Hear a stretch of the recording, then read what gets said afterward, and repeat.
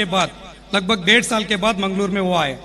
लेकिन अल्हम्दुलिल्लाह आपकी बस्ती में, मैं अभी बस्ती नहीं बोलूंगा, शहर बोलूंगा, क्योंकि आज का वेलकम, आज का पूरी मिजाज देख के इसको शहर ही बोल सकते हैं। तो मैं हमारे मौलाना को और उसी तरह हमारे मुनव्वर जमा साहब को तहे दिल से मैं वेलकम करता हूं।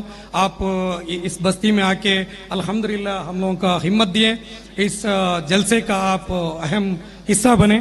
और उसी तरह मैं 2 मिनट, बस 1 मिनट का बात करूंगा इंशाअल्लाह। खासकर हमारे जो जलसे में आए HAF की तारुफ से भी बढ़कर आज मैं हमारे मौलाना साहब से बारे में 2 मिनट बात करना चाहता हूं।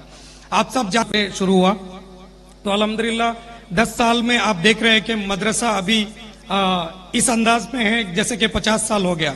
अल्हम्दुलिल्लाह इस करिए के हिसाब से वस्तानी साहब तो मन में हंसेंगे, क्योंकि वो तो उससे भी बड़े हैं अल्हम्दुलिल्लाह। तो ये सब इसमें मैं देख रहा हूँ 2016 से 2016 से हम लोग देख रहे हैं कि इस आदमी की, इस हजरत की जो मेहनत है बस उसका नतीजा है।